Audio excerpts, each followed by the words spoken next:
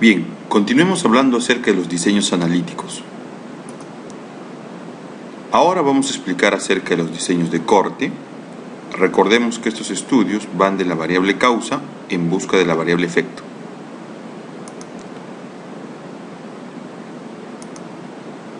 Entonces, el diseño de corte es un diseño epidemiológico observacional, analítico, no hay manipulación de variable, que parte de la causa o exposición o variable independiente en busca de conocer el efecto o la enfermedad, también conocido como variable dependiente.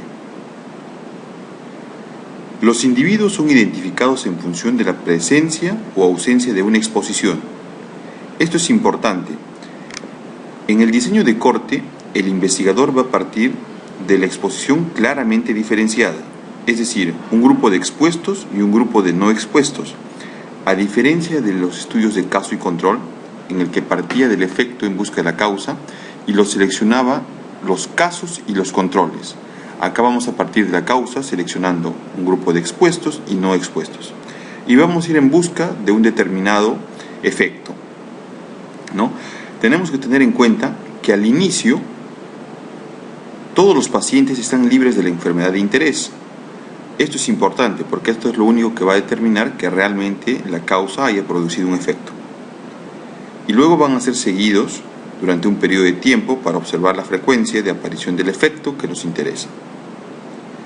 Nosotros vamos a comparar entonces la incidencia de expuestos y la incidencia de no expuestos. ¿La incidencia de qué? La incidencia de la enfermedad o efecto que estemos estudiando.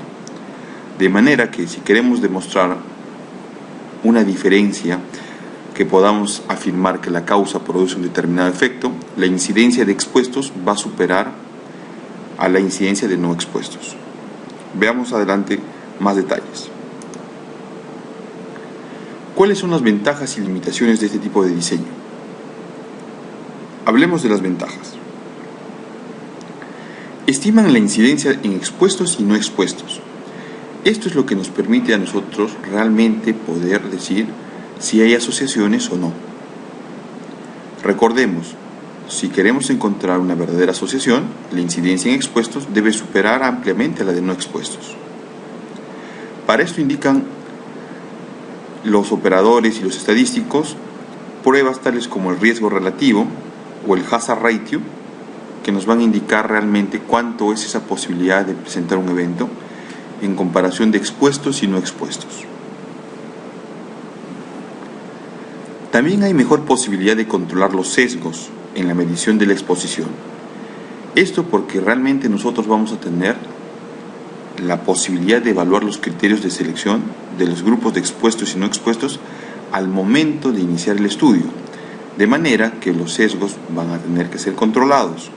En los estudios de caso y control, debido a que es una perspectiva retrospectiva, nosotros no podemos tener tanto control de los sesgos, porque recuerda que nosotros usamos bases históricas. En cambio acá, nosotros vamos a ver directamente los criterios al inicio del estudio.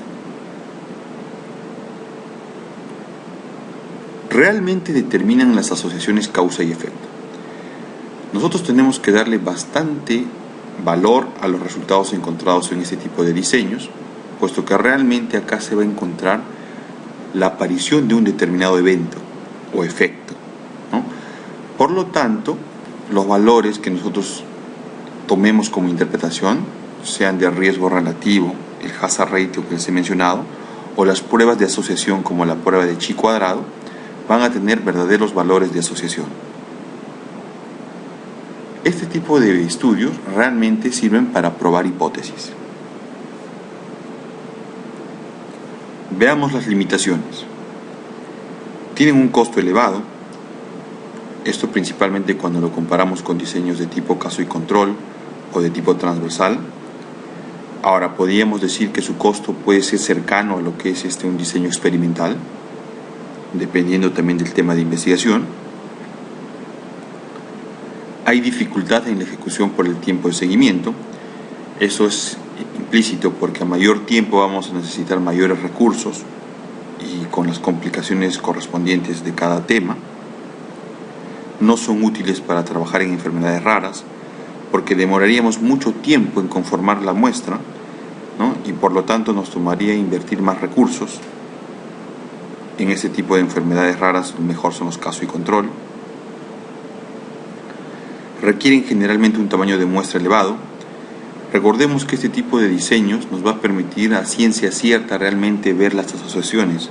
Por lo tanto, un factor crítico siempre de un trabajo de investigación es el tamaño de muestra.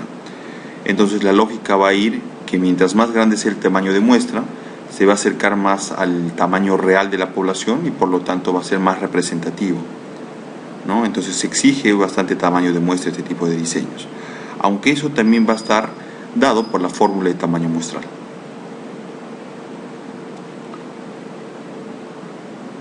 También podríamos decir que existen fórmulas de tamaño muestral para diseños de caso y control, para hallar ORs, ¿no? Que también podemos aplicarlos en diseños de corte y nos van a dar un tamaño de muestra específico. El paso del tiempo puede introducir cambios en los métodos y criterios diagnósticos. Hay que tener en cuenta que los diseños de mayor tiempo de seguimiento pueden tener ese problema, ¿no? Que puede haber una variación en cuanto al procedimiento mismo que el investigador haya diseñado previamente, ¿no? Y que debido a un gran tiempo de seguimiento se vayan presentando eventos que hagan que se modifiquen en algo los procedimientos, lo cual no sería favorable para la investigación. Pero eso va a depender definitivamente del tiempo que el investigador considere apropiado para hacer el seguimiento. En esta parte también van a tener bastante valor los antecedentes, ¿no? Porque nosotros vamos a replicar metodologías. Y finalmente hay posibilidad de pérdida en el seguimiento.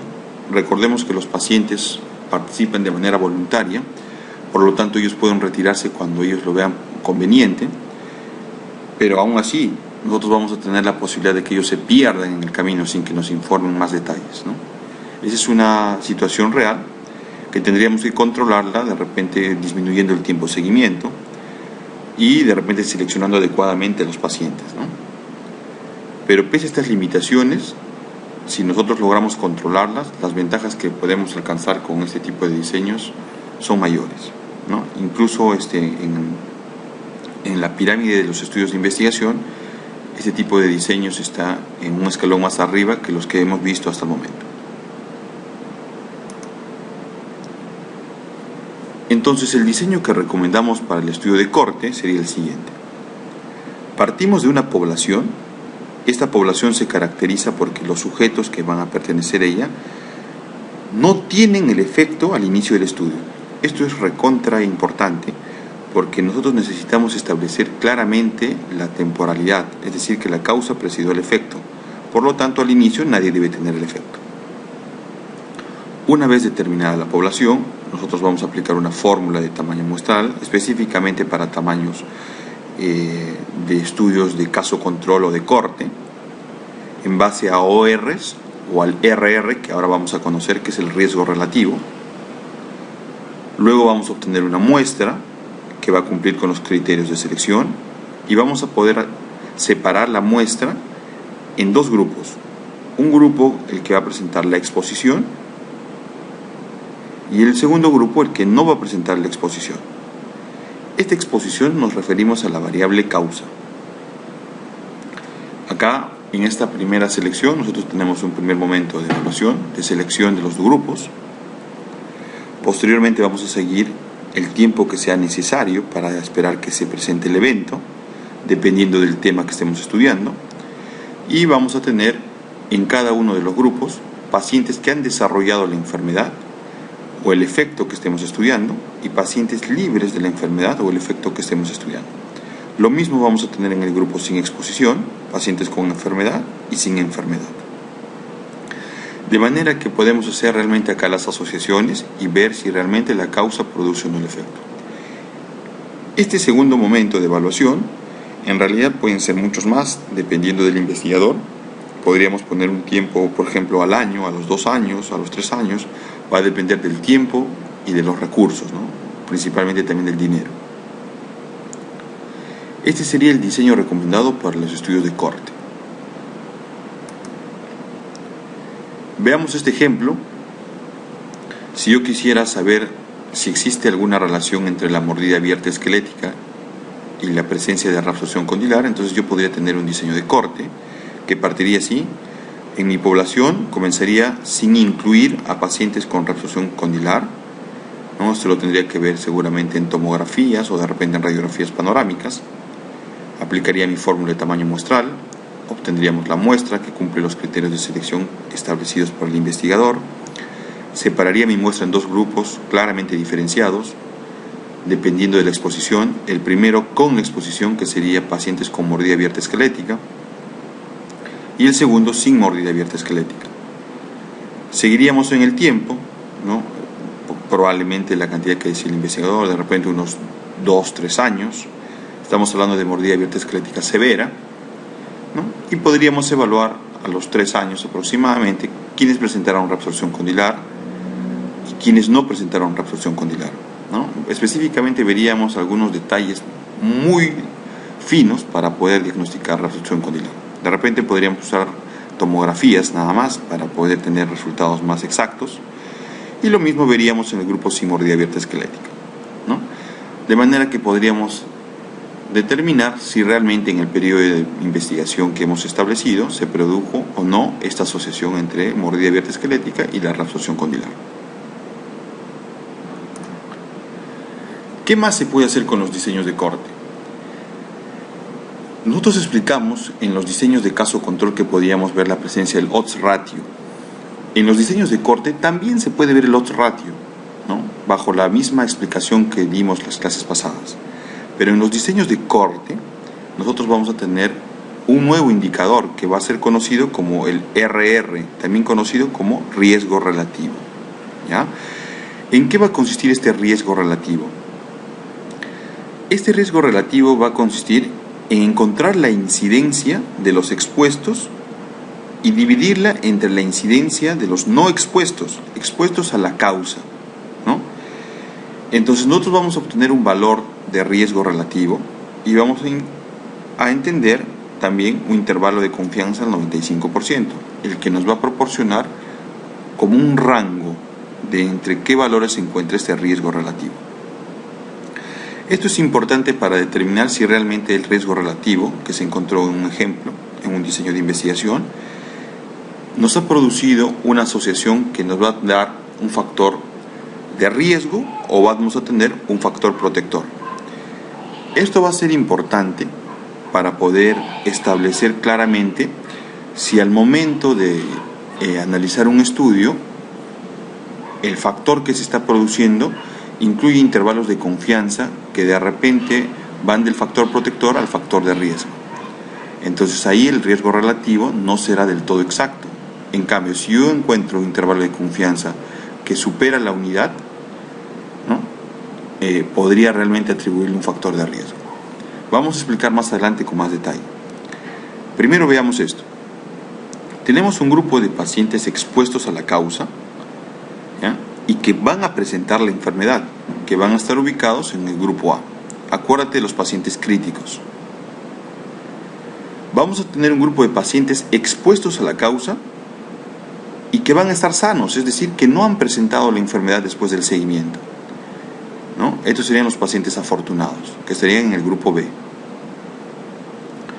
Vamos a tener un grupo de pacientes no expuestos, en este caso a la causa, y que van a presentar la enfermedad después del seguimiento. Estos serían los pacientes desafortunados, que van a estar en el grupo C. Y vamos a tener los pacientes no expuestos a la causa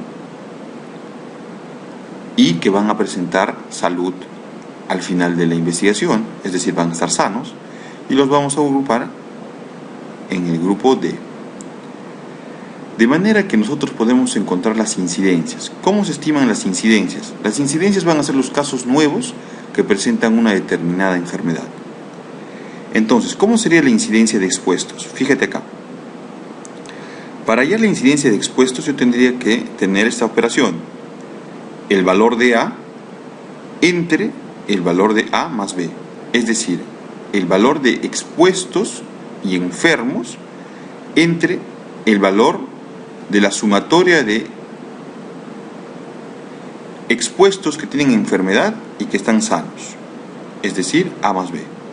Entonces, esa va a ser la incidencia del grupo de expuestos. Tendría que sacar la incidencia del grupo de no expuestos de la misma manera, es decir, haciendo esta operación, el grupo C entre C más D. Entonces yo podría obtener la incidencia de no expuestos, ¿no? Igual, el grupo C, los no expuestos enfermos, entre la sumatoria de los no expuestos enfermos y sanos. De manera que yo obtendría las dos incidencias.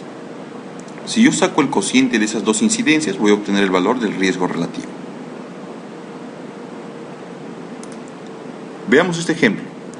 Yo deseo realizar un estudio de corte en 145 personas, de las cuales son 70 expuestos, es decir, a la causa, y 75 no expuestos a la variable causa, o independiente. Entonces veamos. Yo tengo un grupo de pacientes expuestos y no expuestos.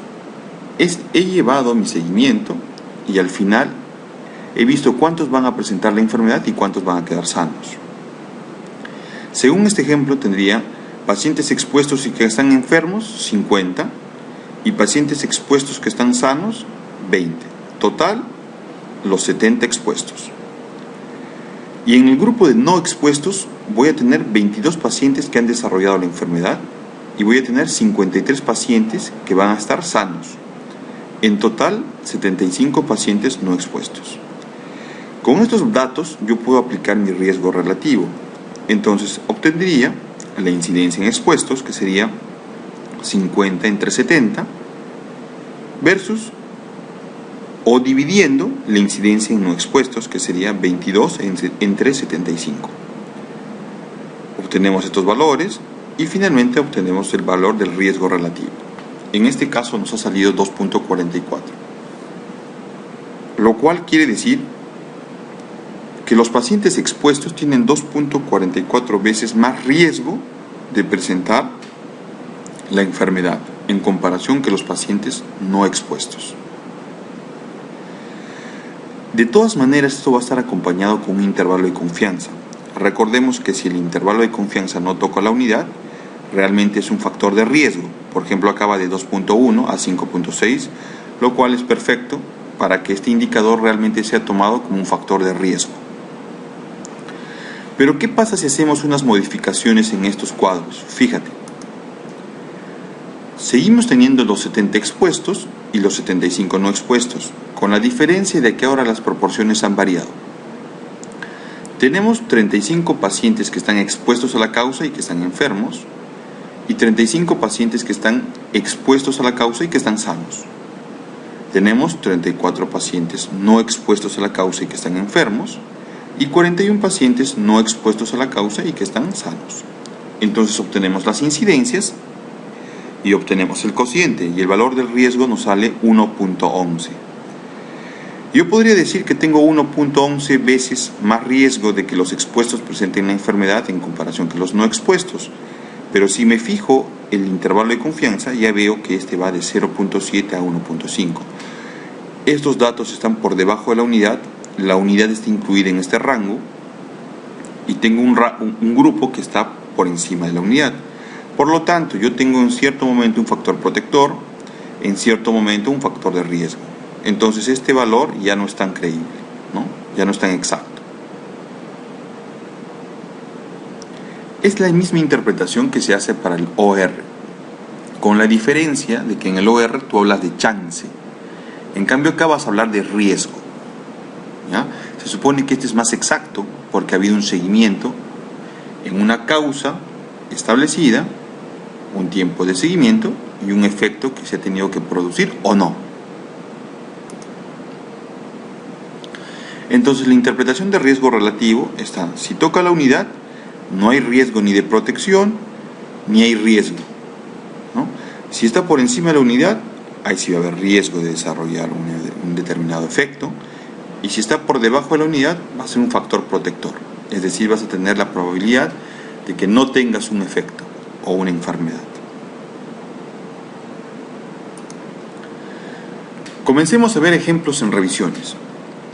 Mira, este artículo publicado en el año 2012 evalúa a la enfermedad periodontal como un factor de riesgo para la falla de implantes dentales. Este es un estudio de corte que lo llaman ellos histórico, a largo tiempo. Veamos. El propósito de este estudio fue evaluar a largo tiempo el porcentaje de supervivencia de implantes dentales de acuerdo al estado periodontal. Un diseño de estudio de corte prospectivo histórico fue utilizado de todos los pacientes operados en una clínica periodontal entre el año 1996 y el año 2006. Acá debo aclararte algo. Mira, los estudios de corte pueden ser prospectivos, retrospectivos o retroprospectivos. ¿Cuándo van a ser prospectivos? Prospectivos van a ser cuando la información recién la vas a generar. Es decir, tú vas a captar la información. Retrospectivo va a ser cuando la información ya exista y tú simplemente la vas a ordenar, pero ya ha habido claramente una separación de lo que sería causa y efecto, en donde al inicio no estuvieron juntas las dos y tú tienes los registros, que pueden ser radiografías, tomografías, etc. Y el retroprospectivo va a ser aquel que inicie con información que ya existe y además vas a seguir captando información para completar tu muestra. Es decir, vas a tener un momento retrospectivo, pero vas a seguir captando la información de nuevos pacientes, lo que tomaría ser un corte prospectivo. Al unir los dos me da un retroprospectivo. Si analizamos este estudio, este nos dice que es de un corte prospectivo histórico. Cuando en realidad tú veas prospectivo histórico, yo te diría que mejor le llames retrospectivo, porque la información ya existe, ¿ya? Pero esta es una manera también que utilizan algunos investigadores para llamar a los estudios retrospectivos, de corte prospectivo histórico, ¿no? Pero yo preferiría que le llame retrospectivo. Bien, la corte, que en otras palabras quiere decir el grupo, ¿no? El grupo consistió de 736 pacientes con un total de 2.336 implantes. Se dividió la muestra de acuerdo al estado periodontal, es decir, pacientes con enfermedad periodontal crónica severa, moderada y pacientes con estado de salud adecuado. El tiempo promedio de seguimiento fue de 54.4 meses. Encontraron que el porcentaje total de supervivencia de los implantes fue del 95.9%, un porcentaje alto. El estado de periodontitis crónica severa aumentó significativamente el riesgo de falla del implante después de los 50 meses y obtuvieron un hazard ratio de 8.06, el cual fue estadísticamente significativo. Acá hay un concepto que también tengo que explicarte. El hazard ratio muchas veces va a ser utilizado indistintamente, como tú has escuchado, el riesgo relativo. Es decir, muchos lo llaman indistintamente RR, riesgo relativo, o HR, hazard ratio. Si nosotros somos realmente conceptuales, vamos a ver que la definición es muy cercana, pero no es la misma. Podríamos decir que los estudios que involucran el hazard ratio básicamente buscan evaluar las supervivencias, es decir, cuántos fallan y cuántos no fallan, y hacen un cálculo más específico, ¿ya? En cambio, el riesgo relativo no solo ve supervivencia, ¿ya?, sino ve riesgo de presentar una enfermedad. Técnicamente la operación es casi la misma, ¿ya?, pero si vamos a ver al término conceptual, va a estar ligado el hazard ratio a estudios de supervivencia, mientras que el riesgo relativo a cuántos desarrollan una enfermedad, ¿ya? La operación técnicamente es la misma. Una cosa más, cuando se habla de hazard ratio, se va a hablar también de significancia estadística. Cuando se habla de riesgo relativo, no. Básicamente ahí tenemos el valor y vemos el intervalo de confianza. En cambio, cuando hablamos del hazard ratio, vemos el valor con la misma interpretación del riesgo relativo, es decir, acá tendríamos 8.06 veces más chance de que la periodontitis crónica, ¿no?, me produzca falla en lo que es la duración o estabilidad del implante, en comparación con el grupo que no tiene periodontitis crónica severa, ¿no? La interpretación es la misma, pero adiciono una parte estadística que acá me sale, al ser menor de 0.05, me sale muy significativo. ¿Ya? En cambio, en el RR o riesgo relativo no veo esta parte del valor de P. Simplemente interpreto el valor y tengo en cuenta el intervalo de confianza. Bien, sigamos leyendo. Ellos dicen que también el hábito de fumar incrementó el riesgo de falla después de los 50 meses. Y acá obtuvieron un HR de 2.76, que, fíjate, no es significativo del todo, porque no es menor que 0.05. Siempre cuando desarrollan este tipo de estudios, tienes que tomar en cuenta las distintas covariables, puesto que es difícil uniformizar todas las covariables al principio de un estudio, ¿no? En este caso tuvieron en cuenta el hábito de fumar, que es una variable que realmente interviene en la producción del efecto, y encontraron también un HR importante, pero que no es estadísticamente significativo. Concluyeron que el estado periodontal y el hábito de fumar son factores de riesgo significativos para una posterior falla del implante. El hazard ratio para el estado periodontal y el hábito de fumar no fueron constantes a través de todo el periodo de seguimiento. Es decir, ellos encontraron realmente una falla en lo que es los implantes después de los 50 meses de ser colocados los implantes dentales. Y yo tendría que decir una cosa más.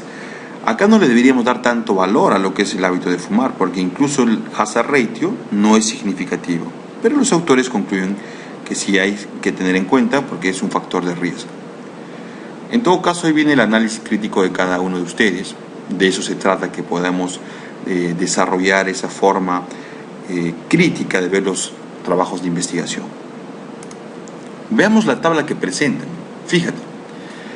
En esta tabla ellos nos están presentando los resultados que han tenido de ver lo que es la supervivencia del implante con las distintas variables. Estos son los valores de P. Veamos cuál es realmente significativo. Y el que es significativo es este. Fíjate, este de acá es menor a 0.05. Los otros no son menores. Este podría estar cercano, pero es mayor. En cambio, este de acá sí es menor. ¿Y dónde está ubicado? Está ubicado en pacientes con periodontitis crónica severa en un tiempo mayor de 50 meses, ¿no? Y si vemos, acá tiene el número 2, voy a la referencia y me dice comparado con el estatus periodontal saludable en el mismo tiempo de evaluación. Es decir, los pacientes que tienen periodontitis crónica severa tienen 8.06 veces más riesgo ¿de qué cosa? De presentar falla del implante que los pacientes que tienen una condición periodontal saludable. Eso es lo que podemos interpretar con ese tipo de diseños de corte. Si nosotros analizamos cómo fue su diseño, podríamos decir que partió de una población que al principio no tuvieron el efecto. De hecho, no habría podido ser factible porque la falla del implante tuvo que darse siempre después. Obtuvieron una muestra, no mencionan algo acerca de una fórmula, de repente no lo utilizaron, habría que ver si es representativo o no el tamaño de muestra. Eso sí, cumplían sus criterios de selección y la dividieron en pacientes con periodontitis crónica severa y pacientes con estado periodontal sano. Esto en un momento, porque luego también tuvieron en cuenta lo que es el hábito de fumar y otras variables. Ahorita estoy haciendo la ejemplificación del estado periodontal. Hicieron un seguimiento aproximado de unos 54 meses y encontraron quiénes presentaron falla en el implante y quiénes no presentaron falla en el implante. Lo mismo en el grupo de periodontal saludable, cuántos presentaron falla en el implante y cuántos no. Y determinaron sus asociaciones. Recuerda, en los diseños de corte tú puedes aplicar RR, HR o las pruebas de asociación, entre las más utilizadas la prueba de chi cuadrado o la prueba de Fisher. ¿Ya? La prueba de chi cuadrado y la prueba de Fisher lo que hacen ver es asociaciones, ¿no? Para ver si un grupo está determinado o asociado a un efecto. En este caso tú podrías ver si uno de los dos grupos, sea con periodontitis crónica severa o sano, está asociado a una de las condiciones de fallar el implante o no fallar el implante. Son posibilidades que puedes hacer tú en los tipos de investigación de corte. ¿Ya? La diferencia con el estudio con la prueba estadística de Fisher es muy puntual, no es una diferencia básicamente estadística, que se señala que la estadística de Fisher trabaja cuando tú solo tienes menos de 5 unidades de estudio por grupo. En alguno de los grupos, me refiero, si es que tú hubieras podido tener algún grupo de los que estamos viendo con falla del implante, sin falla del implante, tanto en el grupo de periodontitis como sano, en alguna casilla hubieras tenido menos de 5 datos, ahí hubieras utilizado la prueba de Fisher, ¿no? Pero eso lo hace la máquina ahora espontáneamente, ¿no? Ahora ni siquiera tenemos que fijarnos eso ya lo da el programa estadístico. Lo que ellos encontraron fue un HR de 8.06, que ya lo explicamos, que es la posibilidad de falla del implante más elevada en el grupo con periodontitis crónica severa. Este es un ejemplo de un diseño de corte. Veamos otro, ¿no? En este caso ya también habla de cómo la tomografía computarizada puede prevenir lo que son las injurias del nervio alveolar inferior después de la extracción de las terceras molares. Esto lo hacen en comparación con lo que es la aplicación convencional, es decir, el estudio en radiografías panorámicas, publicado el año 2012 en esta revista. Veamos qué dicen. El propósito de este estudio fue verificar la utilidad de la tomografía computarizada en la prevención de la injuria del nervio alveolar inferior después de la extracción de terceras molares inferiores en comparación con la radiografía panorámica. Un diseño de estudio de corte retrospectivo, acá está bien claro, o sea, la información ya existía, que incluía 150 extracciones de terceras molares inferiores, fue utilizado. Los pacientes fueron divididos en 2 grupos. El primero, el de la tomografía, fue 95 y el segundo, el de la radiografía, fue 55 pacientes. 6 extracciones, que representan el 4% en el grupo de la radiografía, y 15 extracciones, que representan el 10% en el grupo de la tomografía, presentaron injuria del nervio alveolar inferior, pero no fue estadísticamente significativo. Es decir, la posibilidad de hallar, ¿no?, rasgos que me permitan evitar una injuria del nervio alveolar inferior fue mayor en el grupo que utilizó la tomografía en comparación con el grupo que utilizó la forma convencional, es decir, la radiografía. Pero esta diferencia no fue estadísticamente significativa. Para esto ya también usaron asociaciones, ¿no?, como la que les decía. En este caso usaron la prueba de chi cuadrado para ver si realmente había asociación o no, que es otra de la versatilidad de lo que es los diseños de corte. Ellos concluyeron que la tomografía computarizada no muestra disminución significativa del riesgo de producir injuria del nervio alveolar inferior, esto en comparación con el método convencional. Si tendríamos que ver el diseño, podría ser así, ¿no? Una población, obtenemos una muestra, la muestra la dividimos en 2 grupos, unos que fueron evaluados con tomografía computarizada y otros con radiografía panorámica. Y se hace un seguimiento y vamos a ver cuántos presentaron injuria del nervio en el grupo de tomografía y cuántos no. Y en el grupo de radiografía, cuántos presentaron injuria del nervio y en el grupo de radiografía, cuántos no. Vimos los porcentajes que presentaron injuria. Fue el porcentaje más elevado, ¿no?, en la detección en el grupo de la tomografía, pero no fue estadísticamente significativo en comparación con el grupo de la radiografía panorámica. Este es otro ejemplo de diseño de corte, en este caso retrospectivo. Veamos este de acá, publicado en el 2006, que habla de los niveles de la cresta ósea, ¿no?, específicamente de los cambios en estos niveles, para los implantes cargados inmediatamente. Veamos detalles. El propósito de este estudio fue medir los cambios de nivel de la cresta ósea alveolar en sujetos con implantes cargados inmediatamente e identificar los factores de riesgo asociados con los cambios en el nivel óseo. Un diseño de estudio de corte retrospectivo fue utilizado. También fue uno de corte retrospectivo. La muestra incluyó pacientes que habían recibido implantes dentales con carga inmediata entre este periodo de tiempo.